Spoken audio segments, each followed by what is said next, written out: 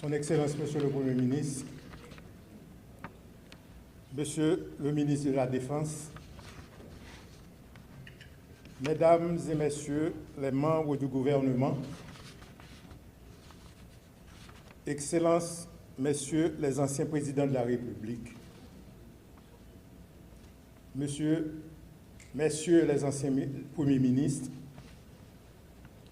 Madame la secrétaire générale du Palais national, Monsieur le secrétaire général de la primature,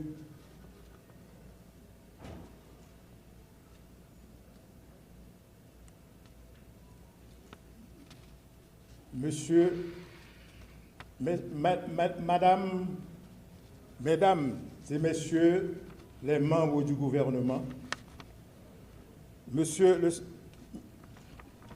le lieutenant général Prosper Avril, Monsieur le lieutenant général Jodel Lesage, Monsieur le recteur de l'Université d'État d'Haïti, Monsieur le vice-gouverneur de la BRH,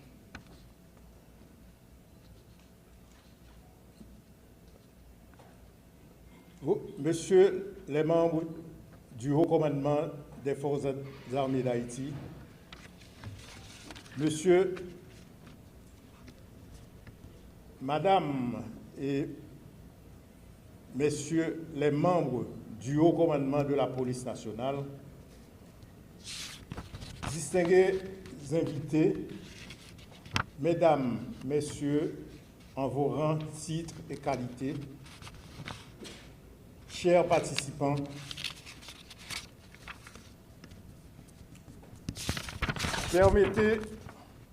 permettez-moi d'abord d'exprimer la profonde gratitude des Forces armées d'Haïti au ministère de la Défense pour l'initiative de ce forum. La présence du chef du gouvernement, des dignitaires de l'État et des membres du cabinet ministériel témoigne d'un engagement sans faille au plus haut sommet de la nation en faveur du rétablissement de notre appareil sécuritaire. Aujourd'hui, nous ne tenons pas un simple débat académique, nous posons un acte de foi républicain et traçons la feuille de route doctrinale de la reconquête de notre souveraineté. Pour répondre à la question centrale, quelle armée pour Haïti? Nous devons poser un diagnostic lucide sur la nature de la crise qui frappe notre République. Nous faisons face à une impasse profonde de l'État-nation qui se décline avant tout comme une crise majeure d'autorité. Le principe fondamental de la souveraineté repose sur deux piliers indissociables. L'autorité exclusive de l'État sur son territoire. Les autorités républicaines doivent être l'ultime pouvoir à l'intérieur de nos frontières nationales sans concurrence possible. Le monopole de la contre-armée, comme le soulignait le sociologue Max Weber, l'État est cette communauté humaine qui, à l'intérieur d'un territoire déterminé, revendique pour elle-même et parvient à imposer le monopole de la violence légitime. Ce principe signifie que seule l'autorité étatique peut recourir à la force armée pour protéger la population, garantir l'ordre public et défendre la nation.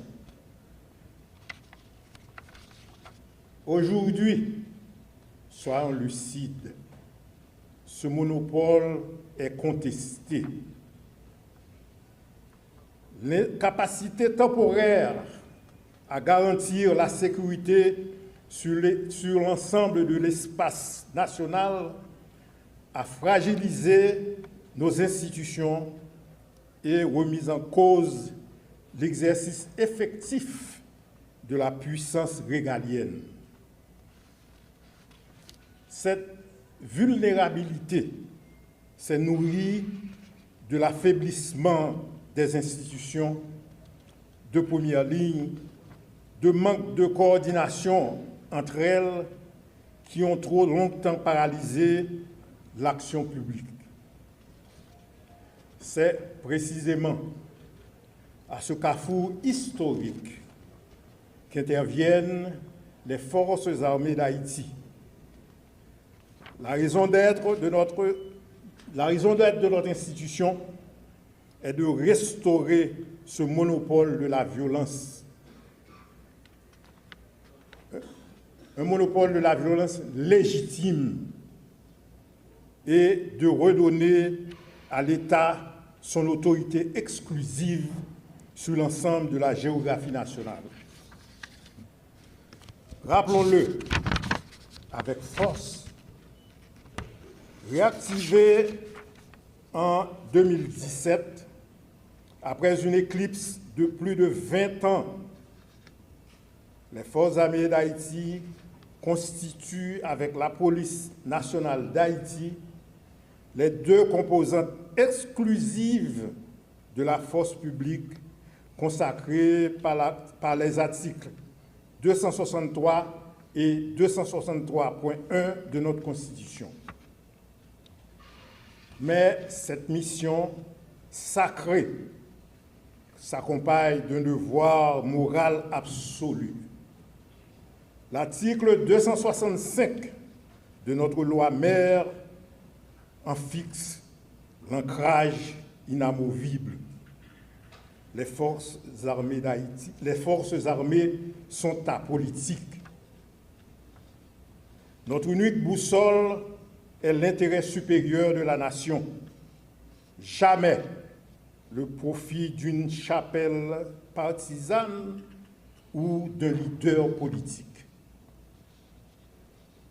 Notre identité profonde repose sur l'impartialité, l'allégeance inconditionnelle à la Constitution et au drapeau, ainsi que le respect strict de l'état de droit et des principes démocratiques. C'est cette légitimité constitutionnelle et cette neutralité inébranlable qui fondent notre autorité et donnent à nos soldats la force morale de se tenir en première ligne.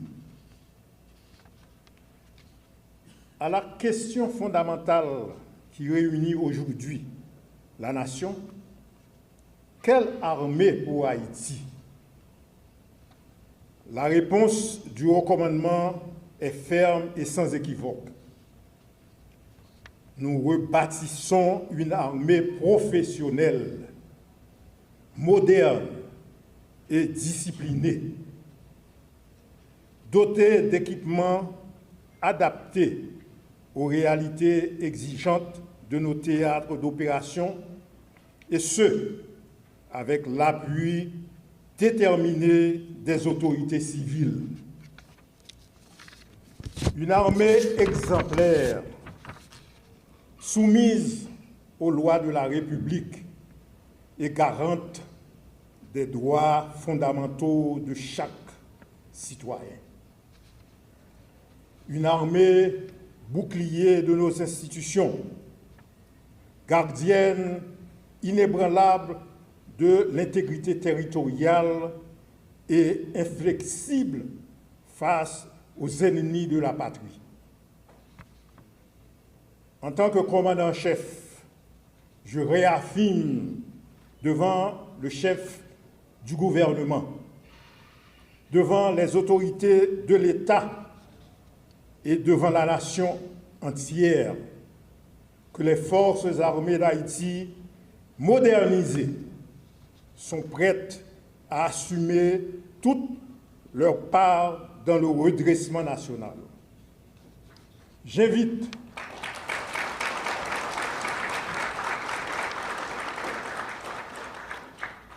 donc l'ensemble des experts présents aux ateliers à aborder les échanges techniques qui vont suivre avec la hauteur de vue, la rigueur et le sens de l'urgence que nous impose le salut de la patrie. Ensemble, nous reconquérerons chaque parcelle du territoire national.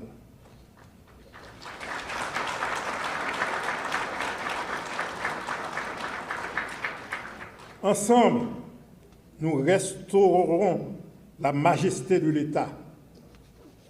Ensemble, nous bâtirons l'armée de la République, une armée moderne, digne et au service exclusif du peuple haïtien.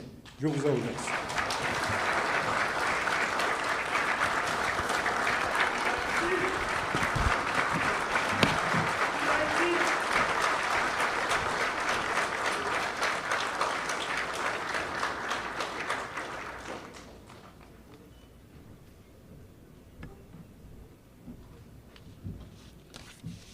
Le commandant en chef des forces armées d'Haïti.